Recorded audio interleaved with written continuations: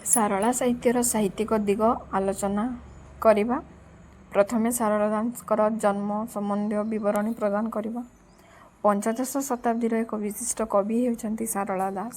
ଓଡ଼ିଆ ସାହିତ୍ୟର ମାଇଲ ଖୁଣ୍ଟ ହେଉଛନ୍ତି ସାରଳା ଦାସ। ସାରଳା ମହାଭାରତର ବିରାଟ ପର୍ବରେ ନିଜର ଜନ୍ମସ୍ଥାନ ବିଷୟରେ ବର୍ଣ୍ଣନା କରିଛନ୍ତି। ଶୂଦ୍ରମୁନି ସାରଳା ଦାସ ଝଙ୍କେରପୁର ଗ୍ରାମରେ ଜନ୍ମଗ୍ରହଣ କରିଥିଲେ।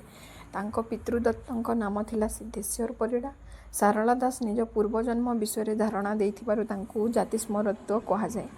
କବିଙ୍କ ଭାଷାରେ ପ୍ରଥମେ ରାମାୟଣ, ଦ୍ୱିତୀୟ ଭାରତ, ତୃତୀୟ ରଚନା କଲି ଶ୍ରୀ ଭାଗବତ। ଅର୍ଥାତ୍ କବିଙ୍କ ଇଷ୍ଟଦେବୀ ତାଙ୍କ ସାରଳାଙ୍କ କୃପାରୁ ଅଷ୍ଟାଦଶ ପର୍ବ ବିଶିଷ୍ଟ ବିରାଟ ମହାଭାରତ ସମେତ ଚଣ୍ଡୀ ପୁରାଣ, ବିଲଙ୍କା ରାମାୟଣ ଓ ଲକ୍ଷ୍ମୀନାରାୟଣ ବଚନିକା ଇତ୍ୟାଦି ରଚନା କରିଥିଲେ। ଏବେ ସାହିତ୍ୟିକ ଦିଗ ପ୍ରତି ଆଲୋଚନା କରିବା। ସମାଜକୁ ଆମେ ସାହିତ୍ୟର ଦର୍ପଣ କହିଥାଏ। ସାହିତ୍ୟ ଦ୍ୱାରା ଆମେ ତତ୍କାଳୀନ ସମୟର ସାମାଜିକ, ସାହିତ୍ୟିକ, ସାଂସ୍କୃତିକ ଓ ଅର୍ଥନୈତିକ ବିଷୟରେ ଜାଣିଥାଉ। ସାରଳା ସାହିତ୍ୟ ମୁଖ୍ୟତଃ ନାରୀ ଶକ୍ତି ଉପରେ ଆଧାରିତ। ସମାଜର ରୀତିନୀତିକୁ ନେଇ ସାହିତ୍ୟ ଗଠିତ। ସାରଳା ଦାସଙ୍କ ରଚନାର ସମୟକୁ ଓଡ଼ିଆ ଭାଷା ଓ ସାହିତ୍ୟ ସ୍ୱକୀୟ ମହିମାରେ ପ୍ରତିଷ୍ଠିତ ହୋଇସାରିଥିଲା, ଯାହାକୁ ଗବେଷକମାନେ ପ୍ରାକ୍ ସାରଳା ସାହିତ୍ୟ ନାମରେ ନାମିତ କରିଛନ୍ତି। ବସ୍ତୁତଃ ଏହି କାଳର ସାହିତ୍ୟ ହିଁ ଯଥାର୍ଥରେ ସାରଳା ସାହିତ୍ୟ ସୃଷ୍ଟି ପାଇଁ ଏକ ଉପଯୁକ୍ତ କ୍ଷେତ୍ର ପ୍ରସ୍ତୁତି ଦିଗରେ ସହାୟକ ହୋଇଥିଲା। ସାରଳାଙ୍କ ମହାଭାରତ ଓଡ଼ିଆ ଜାତିର ମହାକାବ୍ୟ। ମହାଭାରତର ବିଭିନ୍ନ ପ୍ରସଙ୍ଗରେ ତାଙ୍କର ଅପୂର୍ବ କବିତ୍ୱ ନିହିତ। ବିଷୟ ବିନ୍ୟାସ, କାହାଣୀ ଗୁନ୍ଥନ, ଚରିତ୍ର ଚିତ୍ରଣ, ବର୍ଣ୍ଣନା ବୈଚିତ୍ର୍ୟ, ଉପମାର ପ୍ରୟୋଗ, ସୌନ୍ଦର୍ଯ୍ୟବୋଧ, ପ୍ରକୃତି ଚିତ୍ରଣ, ଧର୍ମ ଓ ଦର୍ଶନ ତତ୍ତ୍ୱ ରୂପାୟନ, ଯୁଦ୍ଧ ଚିତ୍ର, ରୂପ ବର୍ଣ୍ଣନା ଇତ୍ୟାଦି ଦୃଷ୍ଟିରୁ ବିଚାର କଲେ ସାରଳା ସାହିତ୍ୟ ଉଚ୍ଚ ସାରସ୍ୱତ ପ୍ରତିଭାର ଅମଳିନ କୀର୍ତ୍ତି ଅଟେ। ପୁଣି ଆମେ ଆଲୋଚନା କରିବା ବିଷୟ ବିନ୍ୟାସ। ଗୋଟିଏ ସ୍ରଷ୍ଟା ଯେତେବେଳେ ସାହିତ୍ୟ ରଚନା କରନ୍ତି, ସେ ବିଷୟକୁ ଅନୁଧ୍ୟାନ କରିଥାଏ, ଯେପରି ତାହା ପାଠକଙ୍କୁ ଆକର୍ଷିତ କରିଥିବ। ଯେପରି ପ୍ରବାଦ, କର୍ଣ୍ଣ ମଲ୍ଲେ ପାଞ୍ଚ, ଅର୍ଜୁନ ମଲ୍ଲେ ପାଞ୍ଚ, ଝିମିଟି ଖେଳରୁ ମହାଭାରତ, ଗଙ୍ଗା କହିଲେ ଥିବି, ଗାଙ୍ଗୀ କହିଲେ ଯିବି, ଧୃତରାଷ୍ଟ୍ରଙ୍କୁ କନ୍ୟା ନାହିଁ କି ଗାନ୍ଧାରୀକୁ ବର ନାହିଁ ଇତ୍ୟାଦି। ବର ବା କନ୍ୟାର ବିବାହ ନିର୍ଦ୍ଦିଷ୍ଟ ନ ହୋଇପାରିଲେ କିମ୍ବା ନିର୍ଦ୍ଦିଷ୍ଟ ହୋଇ ମଧ୍ୟ ସମ୍ପାଦିତ ହୋଇ ନ ପାରିଲେ ଏହି ପ୍ରବଚନଟି ଲୋକମୁଖରେ କଥିତ ହୋଇଥାଏ। ପୁଣି କାହାଣୀ ଗୁନ୍ଥନ। ସାରଳା ଦାସ ଜଣେ ପୁରାଣକାର ହେଲେ ମଧ୍ୟ ଜଣେ ଦକ୍ଷ କାହାଣୀକାର ମଧ୍ୟ। କାହାଣୀଟିଏ ସୃଷ୍ଟି କରି ତାରି ଭିତରେ ଜୀବନ ଜଗତ ଏବଂ ସମାଜର ତତ୍ତ୍ୱ ଓ ଦର୍ଶନକୁ ପ୍ରକାଶ କରିଛନ୍ତି। ପୁରାଣ ରଚନା କଲାବେଳେ ତାଙ୍କର ବିଭୁଦତ୍ତ କଳ୍ପନା ଶକ୍ତି ହିଁ ତାଙ୍କର କବିତ୍ୱକୁ ମାଟିରୁ ସ୍ୱର୍ଗ ଓ ପାତାଳର ପରିକ୍ରମା କରିବାରେ ସକ୍ଷମ ହୋଇଛି। ସାରଳା ମହାଭାରତର ସ୍ୱର୍ଗାରୋହଣ ପର୍ବରେ ହରି ସାହୁଙ୍କ ଝିଅ ସୁହାଣୀ ସାହୁଙ୍କୁ ରଜବତୀ ହେବା ପୂର୍ବରୁ ବିବାହ କରିଛନ୍ତି ଯୁଧିଷ୍ଠିରଙ୍କ ସହିତ। କବିଙ୍କ ଭାଷାରେ ଦୁହିତା ହୋଇ ଯେବେ ପିତା ଘରେଣ ରଜବତୀ, ପିତୃଲୋକମାନେ ଯିଏ ପାବନ୍ତି ନର୍କଗତି, ଏହା ସ୍ୱର୍ଗାରୋହଣ ପର୍ବରେ ବର୍ଣ୍ଣିତ ହୋଇଅଛି। ପୁଣି କବି ଚରିତ୍ର ଚିତ୍ରଣ କରିଛନ୍ତି। ସାରଳାଙ୍କର ଅପୂର୍ବ କଳା ଶକ୍ତିର ପରିଚୟ ତାଙ୍କର ନିପୁଣ ଚରିତ୍ର ଚିତ୍ରଣ ସାରଳା ମହାଭାରତରେ ଦେଖିବାକୁ ମିଳେ। ସବୁ କ୍ଷେତ୍ରରୁ ସେ ଚୟନ କରିଛନ୍ତି ଚରିତ୍ରକୁ। ନିଜର ଅପୂର୍ବ କଳାଶକ୍ତିର ସମ୍ବେଦନ ଛଳରେ ସମସ୍ତେ ଏକାନ୍ତ ଆପଣାର ହୋଇପାରିଛନ୍ତି। ସିଏ ସ୍ୱର୍ଗାଲୋକର ହେଉ ଅଥବା ନାଗଲୋକର ଅଥବା ଗନ୍ଧର୍ବ ଲୋକର ହୁଅନ୍ତୁ, ସମସ୍ତେ କିନ୍ତୁ ମାଟି ମଣିଷର ଭାବ ଓ ଭାବନାରେ ପ୍ରାଣବନ୍ତ।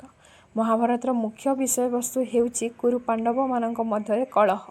ଏଥିରେ ଥିବା ଘଟଣାଗୁଡ଼ିକ ମଧ୍ୟରେ ସାରଳା ଦାସ ଯେଉଁ କୁରୁ ପାଣ୍ଡବ ଚରିତ୍ରକୁ ନିଜ ଗ୍ରନ୍ଥରେ ସ୍ଥାନ ଦେଇଛନ୍ତି, ସେଥିରେ ସେମାନଙ୍କର ବିଦ୍ୱେଷ ଭାବ ବେଶ୍ ଉତ୍କଟ ରୂପ ଧାରଣ କରିଛି।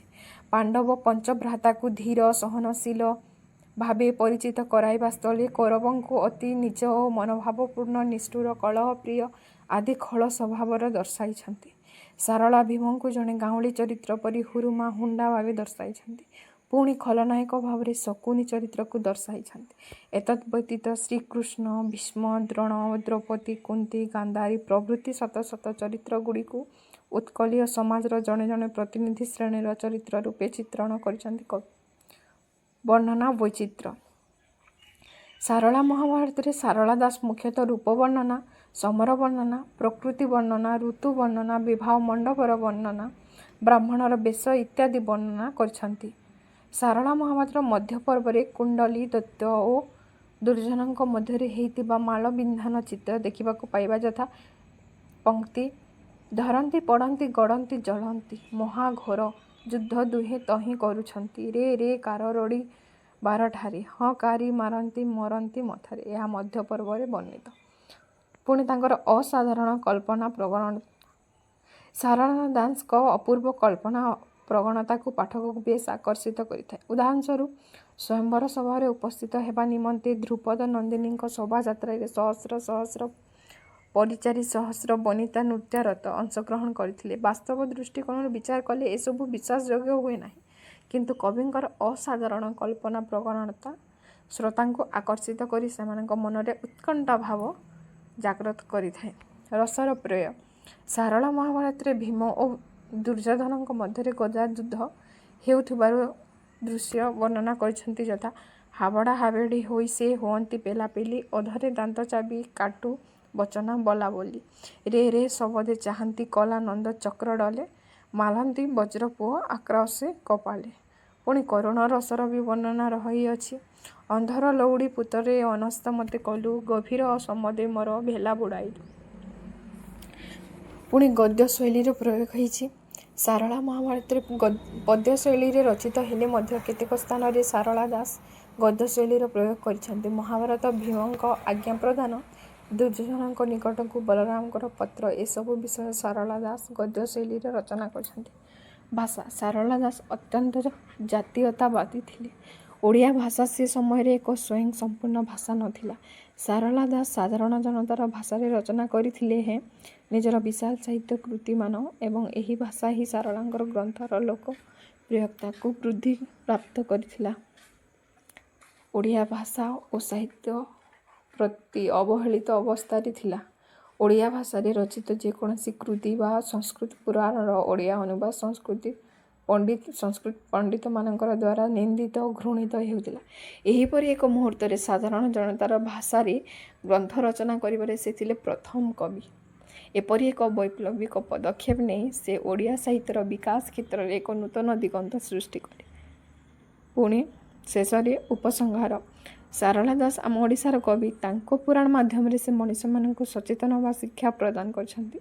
ସାରଳା ଦାସ ତାଙ୍କ କୃତିଗୁଡ଼ିକରେ ବିଷୟବସ୍ତୁ ଚରିତ୍ର ଚିତ୍ରଣ ବର୍ଣ୍ଣନା ବୈଚିତ୍ର୍ୟ ରସ ଗଦ୍ୟ ଶୈଳୀର ପ୍ରୟୋଗ ଓ ଭାଷା ଇତ୍ୟାଦିକୁ ସେ ଅତି ସୁନ୍ଦର ଭାବରେ ବର୍ଣ୍ଣନା କରିଛନ୍ତି।